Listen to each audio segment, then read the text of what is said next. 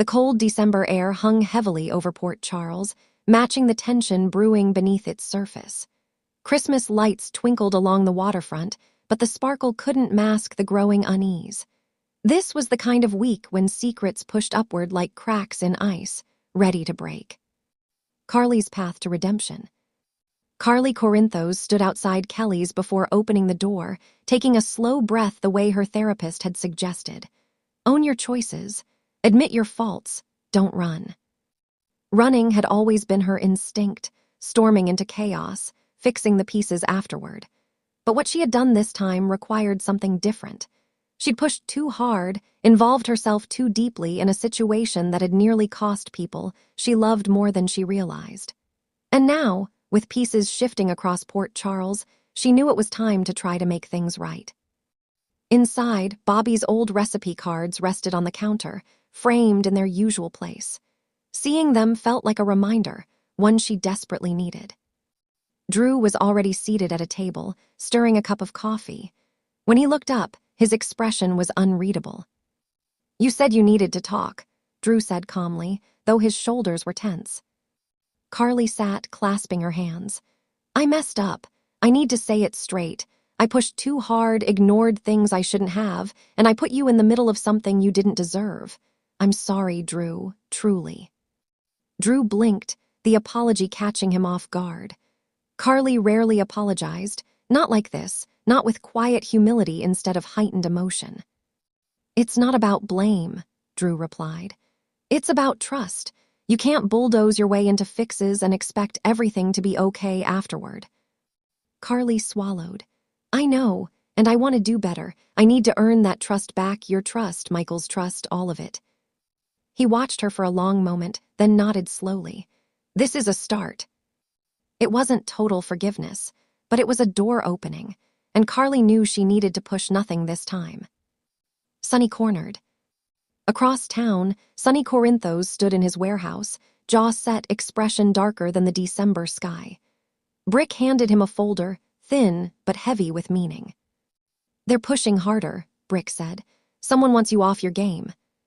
Sonny's grip tightened on the folder. "I want names." "We're working on it, but this isn't just about territory or shipments," Brick warned. "They're boxing you in from every angle, law enforcement, suppliers, alliances. It's coordinated." Sonny exhaled slowly, a muscle ticking in his jaw. "Meaning someone knows my weak spots." And lately, there were plenty. His family was fractured, Carly distant, Michael wary, Ava tangled in complications he didn't always fully understand. Nina was gone from his orbit entirely. Even Jason, though back in his life, was walking on complicated ground with loyalties torn in ways Sonny hadn't fully sorted out. "They think I'm vulnerable," Sonny murmured. Brick nodded. "Because you are." It wasn't disrespect, just truth. Sonny felt the walls closing inward, quietly, strategically. Whoever was behind this wasn't attacking with flashy moves. They were slowly, deliberately leaving Sonny with fewer exits. He grabbed his coat. "We move first. I'm not waiting around for someone else to corner me." But as he stepped outside, an unmarked SUV rolled to a slow stop at the curb.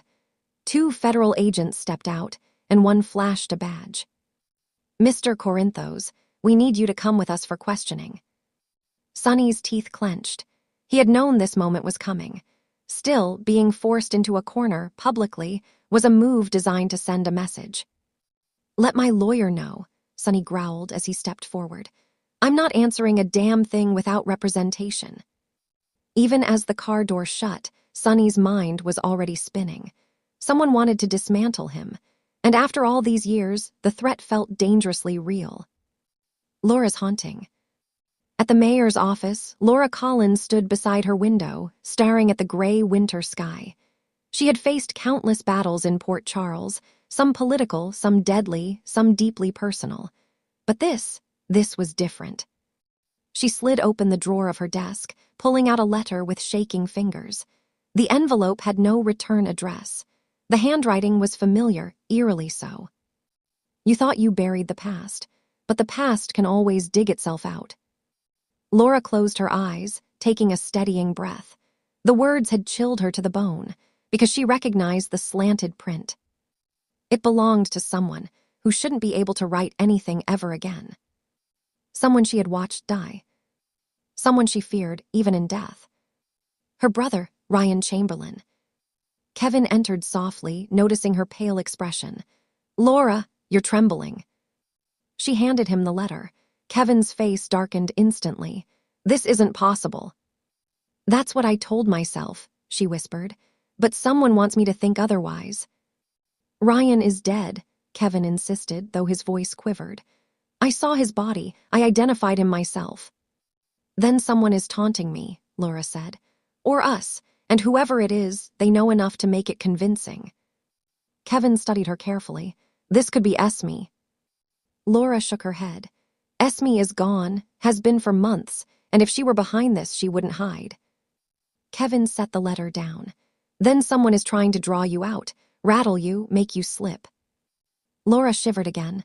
"It's working." Her past, her darkest memories, were being used against her, and she couldn't help wondering what else was coming. Paths collide. Night fell quickly, the wind sweeping through Port Charles like a whisper of danger. Sonny was released after hours of questioning designed to intimidate rather than reveal anything. Carly left Kelly's feeling lighter, but only slightly, and Laura stood alone in her office long after the building had emptied, unable to shake the dread settling inside her. Their stories didn't intersect yet, but they would.